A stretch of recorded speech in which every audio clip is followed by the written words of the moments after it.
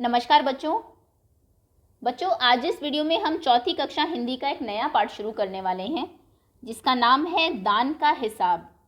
दान अर्थात यदि किसी को ज़रूरत है, किसी ज़रूरतमंद को सहायता के रूप में जब आप कुछ देते हैं उसको दान कहा जाता है।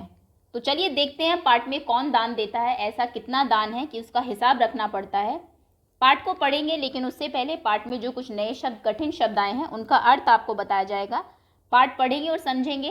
प्रश्नोत्तर हम एक अलग से वीडियो में करेंगे इसके। अगर कोई भी बच्चा नया हो चैनल पर तो चैनल को आप सब्सक्राइब कर लीजिए, बेल आइकन को प्रेस कर लीजिए। शुरू करते हैं। सबसे पहले शब्दार्थ। शब्दार्थ में पहला शब्द है आपका सत्कार। किसी का सत्कार करना, आदर करना, सम्मान करना, खातिरदारी करना। जब कोई आपके घर आते हैं आप उनका अच्छे से स्वागत करते हैं, उसको कहते हैं सत्कार करना। अकाल एक ऐसी अवस्था होती है जिसमें ज़्यादातर लोगों के पास खाने के लिए कुछ ना हो, अर्थात भूखमरी होना, लोगों की दुर्दशा होना। लकदक मतलब होता है बहुत कीमती, महंगा, चमकदार। वक्त, ये तो आप सब जानते हैं, समय। नामी लोग, प्रसिद्ध लोग जिनको आप नाम से जानते हैं। खबर, समाचार। बकवास, फालतू बात करना जिसका कोई संबंध ना हो, चल रही बात जो चल रही है उससे। दिवालिया, ये आपके लिए नया शब्द है। दिवालिया होना यानी कि एक ऐसा व्यक्ति जिसका सारा धन जो उसने अपना गंवा दिया हो, सब कुछ खो दिया हो, नुकसान घाटे में हो, उसको हम कहते हैं दिवालिया। प्रकोप मतलब बहुत गुस्सा करना। गुहार लगाना, किसी से प्रार्थना करना, विनती करना, आवाज़ लगाना। रकम, रुपये पैसे को कहा जाता है, धन को। लोभी अर्थात लालची। हुक्म देना, आज्ञा या फिर आदेश देना। मुक्त कर देना, आज़ाद कर देना, स्वतंत्र कर देना। लाचार होकर, मजबूर होकर। और तरीका, ढंग। तो ये कुछ शब्द है, कुछ एक नए शब्द होंगे जैसे लोभी, लालची। प्रकोप मतलब बहुत गुस्सा करना। दिवालिया एक ऐसा व्यक्ति जिसने सारा धन गंवा दिया हो। लकदक, कीमती, ठीक। और अकाल, भूखमरी। चलिए इसी के साथ पाठ शुरू करते हैं। आप एक बार फिर से जो शब्दार्थ हैं उनको देख लीजिए, क्योंकि जब आपको शब्दों के अर्थ पता होते हैं तो ज़्यादा अच्छे से आप पाठ को समझते हैं। पाठ 7, दान का हिसाब। एक था राजा। राजा जी लकदक कपड़े पहनकर यूं तो हजारों रुपये खर्च करते रहते थे, पर दान के वक्त उनकी मुट्ठी बंद हो जाती थी। तो एक राजा थे, वैसे तो खूब चमकदार महंगे कपड़े पहनते थे और उन पर हजारों रुपये खर्च करते थे, लेकिन जब किसी ज़रूरतमंद को देने की बात आती थी, दान की बात आती थी, तो उनकी मुट्ठी बंद हो जाती थी। मतलब हाथ से पैसा नहीं जाने देते थे वो। समझ गए आप कैसे व्यक्ति थे? सिर्फ अपने ऊपर खर्च करना है और लोगों की मदद नहीं करते थे। अच्छे राजा की निशानी बिल्कुल नहीं है ये। राज्यसभा में एक से एक नामी लोग आते रहते थे, लेकिन गरीब, दुखी, विद्वान, सज्जन, इनमें से कोई भी नहीं आता था, क्योंकि वहाँ पर इनका बिल्कुल सत्कार नहीं होता था।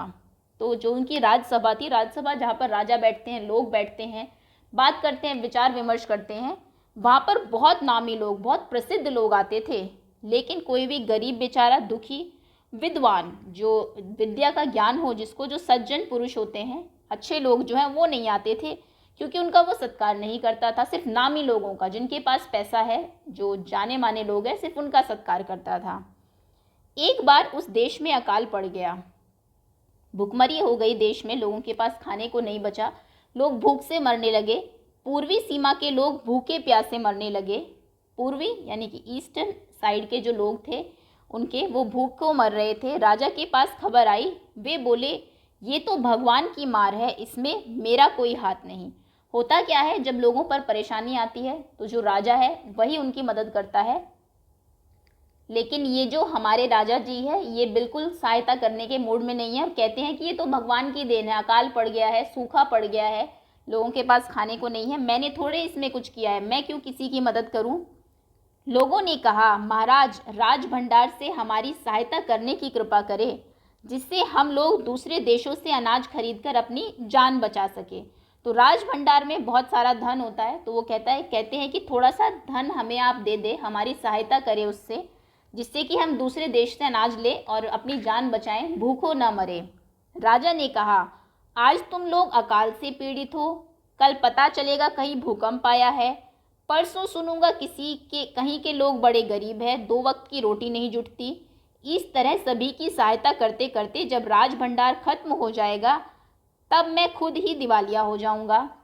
तो राजा कहता है कि आज तुम मुझे अकाल कह रहे हो कि सूखा पड़ गया तो हमारे यहाँ खाने को नहीं है, कल तुम कहोगे भूकंप आ गया, हमारे घर ढह गए हैं, अब हमें पैसा दे दो, परसों कहोगे कि हम बहुत गरीब हैं, 2 वक्त की रोटी नहीं है, पैसा दे दो। अगर मैं ऐसे ही सबको पैसा बांटता रहा तो मैं तो दिवालिया हो जाऊंगा, मेरे पास तो बिल्कुल भी पैसे नहीं बचेंगे। आगे की बात बता रहा है और 2-4 जोड़ के, और खुद पर खर्च करता है वो कुछ नहीं। यह सुनकर सभी निराश होकर लौट गए। जब राजा की ये बात सुनते हैं कि वो बिल्कुल सहायता नहीं कर रहा, तो सभी लोग बहुत ही हताश हो जाते हैं, निराश हो जाते हैं और बेचारे वहाँ से लौट जाते हैं, वापस चले जाते हैं। जबकि आप जानते हैं राज भंडार में जितना भी धन जो होता है वो एक्चुअली में लोगों ने ही कमाया। राजा खुद तो कुछ काम नहीं करता, और वो इसीलिए होता है कि जब कहीं पर ज़रूरत हो तो राज भंडार से पैसे निकाल कर लोगों की मदद की जा सके। इधर अकाल का प्रकोप फैलता ही जा रहा था, न जाने रोज़ कितने ही लोग भूख से मरने लगे। तो यहाँ पर जो उसका अकाल था उसका इफ़ेक्ट जो था वो और ज़्यादा दिखने लगा था, और ज़्यादा लोग भूख से मरने लगे। लोग फिर राजा के पास पहुँचे, उन्होंने राजसभा में गुहार लगाई। फिर से वो जाते हैं, अब कौन सहायता करेगा, राजा ही कर सकता है, उसके पास ही इतना पैसा इतना धन है। और फिर से वो विनती करते हैं, दुहाई महाराज, आपसे ज़्यादा कुछ नहीं चाहते, सिर्फ 10,000 रुपये हमें दे दें तो हम आधा पेट खाकर भी ज़िंदा रह जाएंगे। तो वो कहते हैं हमें कुछ नहीं चाहिए, सिर्फ 10,000 ही हमें दे दो, हमें कम से कम कुछ तो मिलेगा, हम आधा ही पेट खाना खा लेंगे, लेकिन कम से कम जिंदा तो रहेंगे, भूखे तो नहीं मरेंगे। राजा ने कहा 10,000 रुपये भी क्या तुम्हें बहुत कम लग रहे हैं? और उतने कष्ट से जीवित रहकर लाभ ही क्या है? 10,000 रुपये मैं तुम्हें दे दूँ, आधा पेट तुम खाना खाओगे, इतना कष्ट में रहोगे, भूखे रहोगे, तो ऐसे जिंदा क्या रहना है, इससे अच्छा तो मर जाओ। ऐसा वो राजा था, अपनी प्रजा के लिए ऐसी बात कह रहा है। एक व्यक्ति ने कहा, भगवान की कृपा से लाखों रुपए राजकोष में मौजूद है, जैसे धन का सागर हो, उसमें से एक आध लोटा ले लेने से महाराज का क्या नुकसान हो जाएगा। तो एक व्यक्ति कहता है कि राजकोष में तो इतने लाखों रुपए हैं, कई लाख रुपए हैं, और कई लाख में से अगर आप सिर्फ 10,000 दे दे दान के रूप में अपनी प्रजा के लिए, वो भी जो बाद में आप ही के लिए काम करेगी, तो ये कोई बड़ी बात नहीं है। तो वो कहता है ऐसा लगता है कि वो धन का कोई सागर है, कोई समुद्र है, और जैसे समुद्र में से एक लोटा निकालने से कुछ नुकसान नहीं होता क्योंकि वहाँ पर बहुत पानी है, ऐसे ही राजकोष में भी बहुत पैसा है। 10,000 तो उससे एक लोटे के बराबर है, समुद्र से जैसे आप पानी निकालें। ये देखिए यहाँ पर लोग सभी विनती कर रहे हैं। राजा ने कहा, राजकोष में अधिक धन है तो क्या दोनों हाथों से लुटा दूं?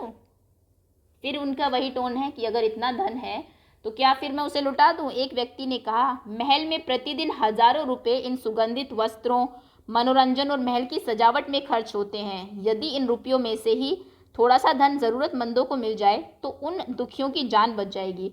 तो एक फिर दूसरा व्यक्ति कहता है, क्योंकि राजा अपने ऊपर तो खर्च करता ही था, कि आपके यहाँ पे ये जो इतने सुगंधित वस्त्र, ऐसे वस्त्र जिसमें से खुशबू आती है, मनोरंजन की इतनी सारी चीज़ें हैं, महल की सजावट होती है, कई हज़ार रुपये तो इसमें खर्च हो जाते हैं। अगर आप कुछ दिन ऐसा ना करें, इन पे थोड़ा सा कम खर्च करें और ज़रूरतमंद जो लोग हैं जिनको एक्चुअली में बहुत ज़रूरत है उनको दे दें, तो उन बेचारों दुखियों की जान बच जाएगी। यह सुनकर राजा को क्रोध आ गया, उसे गुस्सा आ जाता है। वह गुस्से से बोला, खुद भिखारी होकर मुझे उपदेश दे रहे हो? मेरा रुपया है, मैं चाहे उसे उबाल कर खाऊं या तल कर, मेरी मर्जी। तुम अगर इसी तरह बकवास करोगे तो मुश्किल में पड़ जाओगे, इसीलिए इसी वक्त तुम चुपचाप खिसक जाओ। राजा को गुस्सा आ जाता है। अब वो कहता है कि तुम भिखारी और मुझे बता रहे हो कि मुझे क्या करना चाहिए, कि मैं अपने इन पे खर्च ना करूं, लोगों को दे दूं? ये मेरा रुपया है, मैं कैसे ही करूं, चाहे मैं इसको खा जाऊं, तल के खाऊं या उबाल के खाऊं, लेकिन मैं तुम्हें नहीं देना चाहता, ये मेरी मर्जी है, और तुम ऐसे बकवास अगर मेरे सामने करोगे तो मुश्किल में पड़ जाओगे। राजा है, कुछ भी करवा सकता है लोगों के साथ, इसलिए चुपचाप यहाँ से चले जाओ। राजा का क्रोध देखकर लोग वहाँ से चले गए। राजा हंसते हुए बोला, छोटे मुंह बड़ी बात, अगर 100-200 रुपये होते तो एक बार सोच भी सकता था, पहरेदारों की खुराक 2-4 दिन कम कर देता और यह रकम पूरी भी हो जाती।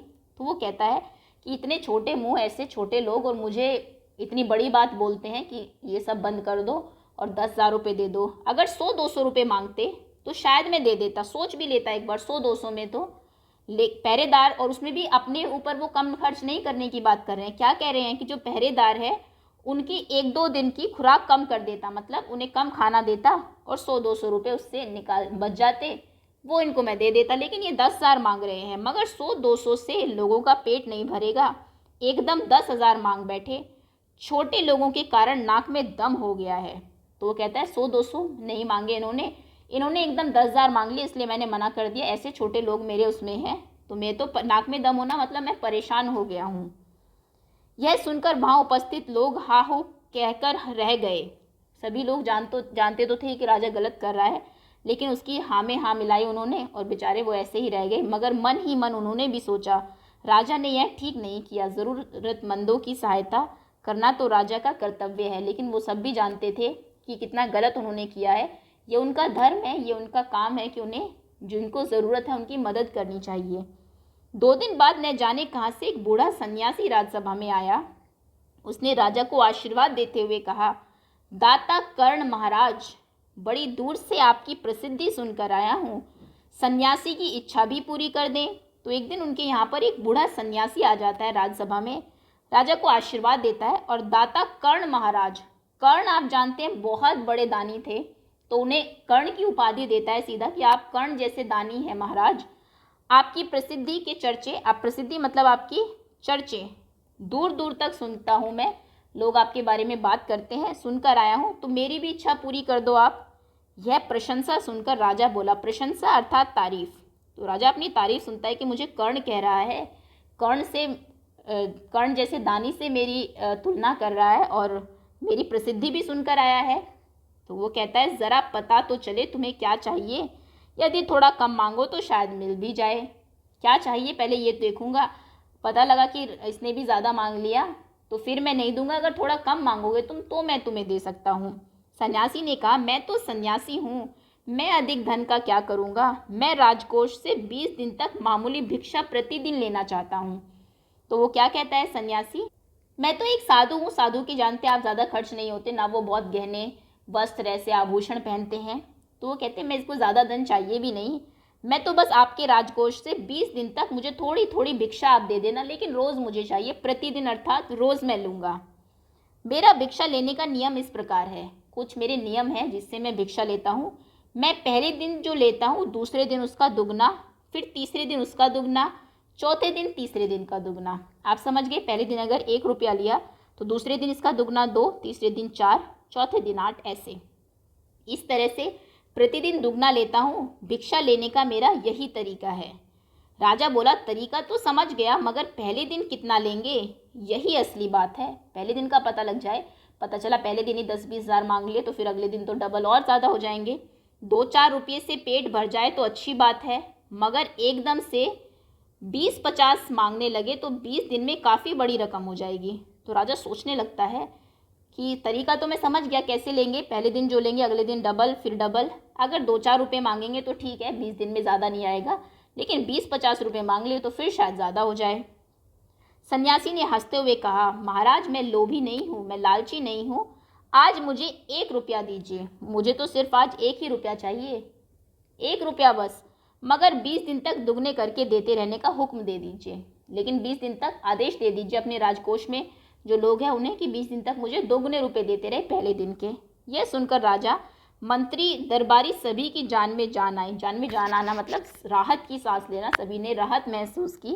राजा ने हुक्म दे दिया कि सन्यासी के कहे अनुसार 20 दिन तक राजकोष से उन्हें भिक्षा दी जाती रहे। तो राजा आदेश दे देता है, राजा का आदेश फाइनल होता है, जो कह दिया राजा ने कह दिया। पहले दिन 1 रुपया है, दूसरे दिन 2 रुपया होगा, इससे कितना रकम हो जाएगी, ऐसा राजा सोचता है और कहता है कि 20 दिन तक इनको डबल देते रहना आप। सन्यासी राजा की जय जयकार करते हुए घर लौट गए। वो जयकार करते हैं, उनकी जय लगाते हैं कि राजा की जय हो और अपने घर चले जाते हैं। राजा के आदेश अनुसार राजभंडारी प्रतिदिन हिसाब करके सन्यासी को भिक्षा देने लगा। राजभंडार में जो राजभंडारी था उनका, वो रोज़ हिसाब करता और राजा को भिक्षा देता रहा।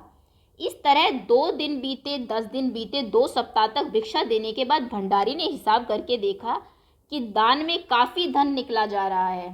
तो जैसे 10-12 दिन गए, 2 हफ्ते गए, तो 14-15 दिन, तो उसने देखा कि ये तो जो दान है उसमें बहुत पैसा जा रहा है। यह देखकर उन्हें उलझन महसूस होने लगी, ऐसा कैसे हो गया, सभी लोग उलझ गए इसमें, 1 रुपया ही तो मांगा था उसने, ये तो बहुत ज़्यादा जा रहा है अभी दान, महाराज तो कभी किसी को इतना दान नहीं देते थे। उसने यह बात मंत्री को बताई। तो जो राज भंडारी थे वो सोचते हैं कि महाराज तो कभी भी दान नहीं देते, फिर उन्होंने ऐसे कैसे आदेश दिया, तो बहुत ज़्यादा पैसा जा रहा है। मंत्री ने कुछ सोचते हुए कहा, वाकई यह तो बात पहले ध्यान में ही नहीं आई थी, मगर अब कोई उपाय भी नहीं है, महाराज का हुक्म बदला नहीं जा सकता। तो वो कहते हैं कि ये तो बात हमने भी नहीं सोची कि राजा ने कैसे ऐसा हुक्म दे दिया इतना पैसा लगाने का, क्योंकि अब आप देखेंगे कि 14-15 दिन में ये पैसा डबल होते होते बहुत ज़्यादा हो जाता है। तो वो कहते हैं लेकिन राजा ने क्योंकि हुक्म दिया है, राजा का हुक्म को कोई बदल नहीं सकता, इसलिए तुम पैसे देते रहो। इसके बाद फिर कुछ दिन बीते। भंडारी फिर हड़बड़ाता हुआ मंत्री के पास पूरा हिसाब लेकर आ गया। हिसाब को देखकर मंत्री का चेहरा फीका पड़ गया। कुछ दिन और जाते हैं तो मंत्री बेचारा हड़बड़ा जाता है, क्योंकि हिसाब ही कुछ ऐसा था, हम अभी देखेंगे भी। तो वो हिसाब लेके मंत्री के पास जाता है, मंत्री का चेहरा फीका पड़ जाता है, मतलब मंत्री भी घबरा जाता है हिसाब देखकर। वह अपना पसीना पोंछकर, सिर खुजलाकर, दाढ़ी में हाथ फेरते हुए बोला, ये क्या कह रहे हो, अभी से इतना धन चला गया? तो फिर 20 दिनों के अंत में कितने रुपए होंगे? भंडारी बोला, जी पूरा हिसाब तो नहीं किया है। मंत्री ने कहा, तो तुरंत बैठकर अभी पूरा हिसाब करो। तो वो कहता है इतने पैसे अभी तुमने कर दिए, 20 दिन का हिसाब लगाओ कि 20 दिन में कितने पैसे जाएंगे। बहुत दोनों घबरा जाते हैं। भंडारी हिसाब करने बैठ गया। मंत्री महाशय अपने माथे पर बर्फ की पट्टी लगाकर तेजी से पंखा झलवाने लगे। तो भंडारी हिसाब करने लगता है कि 20 दिन में कितना बैठेगा, और मंत्री को भी अब पसीना आ गया है, बिल्कुल वो भी डर गया है। वो भी माथे पर बर्फ की पट्टी रखता है और जो लोग हैं उनसे कहता है कि मुझे पंखा करो, हवा करो। कुछ ही देर में भंडारी ने पूरा हिसाब कर लिया। मंत्री ने पूछा, कुल मिलाकर कितना हुआ? भंडारी ने हाथ जोड़कर कहा, जी 10,38,575 रुपये। 10,38,575। कहाँ राजा जो 10,000 भी नहीं दे रहा था, कहाँ अब दान में उसे 10 लाख रुपए देने पड़ रहे हैं। भंडारी ने हाथ जोड़, मंत्री ने 10,48,000, माफ़ कीजिएगा 38 नहीं 48, 48 मतलब 48, 48,575 रुपये। मंत्री गुस्से से बोला, मजाक कर रहे हो? यदि सन्यासी को इतने रुपए दे दिए तो राजकोष खाली हो जाएगा। ये क्या मजाक कर रहे हो? अगर इतने पैसे हम सन्यासी को देंगे तो हमारे पास तो कुछ बचेगा ही नहीं। भंडारी ने कहा, मजाक क्यों करूँगा, आप ही हिसाब देख लीजिए। यह कहकर उसने हिसाब का कागज़ मंत्री को दे दिया। हिसाब देखकर मंत्री को चक्कर आ गया। सभी उन्हें संभालकर बड़ी मुश्किल से राजा के पास ले गए। भंडारी कहता है, इसमें मजाक की क्या बात है, मैंने तो पूरा हिसाब लगाया, ये देखिए हिसाब। जैसे ही हिसाब का कागज़ मंत्री देखता है तो उसको चक्कर आ जाते हैं। सच में ये बहुत बड़ी रकम उन्हें देनी पड़ेगी अब सन्यासी को। राजा ने पूछा, क्या बात है? तो उसको लेके लोग राजा के पास जाते हैं। राजा पूछते हैं, क्या बात हुई? मंत्री बोला, महाराज राजकोष खाली होने जा रहा है। राजा ने पूछा, वह कैसे? मंत्री बोले, महाराज सन्यासी को आपने भिक्षा देने का हुक्म दिया है, आपने सन्यासी को भिक्षा देने का हुक्म दे दिया, उसकी वजह से राजकोष खाली हो रहा है। मगर अब पता चला कि उन्होंने इस तरह राजकोष से करीब 10 लाख रुपए झटकने का उपाय कर लिया है। ये देखिए, ये पूरा हिसाब है। पहले दिन 1, दूसरे दिन 2, तीसरे दिन 2 के दुगने 4, 8, यहाँ तक तो बहुत कम है, 16, 32, 64। इसका दोगुना आप करेंगे 128, 256, 512, और फिर जो डबल होंगे, राशि जैसे बढ़ती जाती है डबल भी ज़्यादा होगा। 12वें दिन 2,000, फिर 4,000, 8,000, 16,000, 32,000, 65,000, 1,31,000, 2,62,000, 5,24,000, और जब आप टोटल करेंगे तो 10,48,575 रुपये सन्यासी के पास जाने वाले थे। तो राजा ने गुस्से से कहा, तो वो कहता है कि 10 लाख रुपए कम से कम देने पड़ेंगे सन्यासी को। राजा गुस्से में कहता है, मैंने इतने रुपए देने का आदेश तो नहीं दिया था, फिर इतने रुपए क्यों दिए जा रहे हैं? भंडारी को बुलाओ। राजा कहता है, मैंने कब इतने रुपए देने का आदेश दिया? मैंने तो बस ये कहा था कि उनको हर दिन दोगुने रुपए देने हैं 20 दिन तक, और पहले दिन बस 1 रुपया देना है। तो 10 लाख कहाँ से हो गए? भंडारी को बुलाओ ज़रा। मंत्री ने कहा, जी सब कुछ आपके हुक्म के अनुसार ही हुआ है, आप खुद ही दान का हिसाब देख लीजिए। जो दान है इसका हिसाब देखिए ये पूरा। राजा ने उसे 1 बार देखा, 2 बार देखा, इसके बाद वह बेहोश हो गया। ये बिल्कुल सही हिसाब था। काफ़ी कोशिशों के बाद उनके होश में आ जाने पर लोग सन्यासी को बुलाने दौड़े। जब राजा होश में आता है तो सभी लोग सन्यासी को बुलाने जाते हैं। सन्यासी के आते ही राजा रोते हुए उनके पैरों पर गिर पड़ा। बोला, दुहाई है सन्यासी महाराज, मुझे इस तरह जान माल से मत मारिए। जैसे भी हो एक समझौता करके मुझे वचन से मुक्त कर दीजिए। क्योंकि पहले राजा का वचन होता था, राजा ने जो कहा वो बात पूरी करनी है। तो अब अगर उन्होंने कहा है कि मैं इतना दान दूंगा तो उन्हें देना पड़ेगा। तो उससे बचने के लिए वो सन्यासी के पैरों में गिरते हैं, उनसे विनती करते हैं कि मुझे ऐसे जान से मत मारिए, मैं तो मर जाऊंगा बिल्कुल अगर राजकोष खाली हो गया।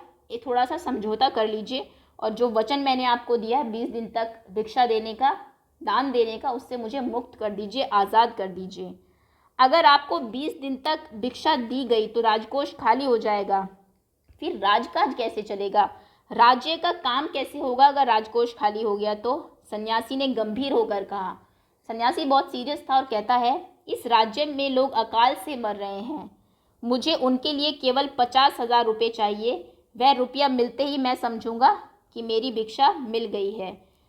आप जानते हैं, और वो तो लोग सिर्फ 10,000 रुपये मांगने आए थे, लेकिन सन्यासी कहता है कि उन लोगों के लिए मुझे 50,000 रुपये चाहिए सिर्फ, जैसे ही वो मुझे मिल जाएंगे मेरी भिक्षा पूरी हो जाएगी। राजा ने कहा, परंतु उस दिन एक आदमी ने मुझसे कहा था कि लोगों के लिए 10,000 रुपये ही बहुत होंगे।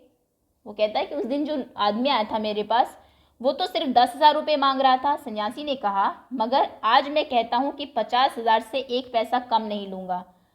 राजा गिड़गिड़ाया, मंत्री गिड़गिड़ाए, सभी गिड़गिड़ाए, मगर सन्यासी अपने वचन पर डटा रहा। आखिरकार लाचार होकर राजकोष से 50,000 रुपये सन्यासी को दे देने के बाद राजा की जान बची। फिर भी जान बच गई, अन्यथा 10 लाख रुपए देने पड़ते। 10 लाख और 50,000 तो फिर भी बहुत कम है। तो सन्यासी कहता है, वो उस आदमी ने कहा होगा मैं तो 50,000 ही लूँगा, क्योंकि उन्होंने कहा था 10,000 में आधा पेट सभी खाना खा लेंगे, 50,000 में ही। अब वैसे लोग भी बढ़ गए होंगे क्योंकि अकाल भी बढ़ गया था ना उसके बाद, तो 50,000 में ही सबकी आपूर्ति होगी।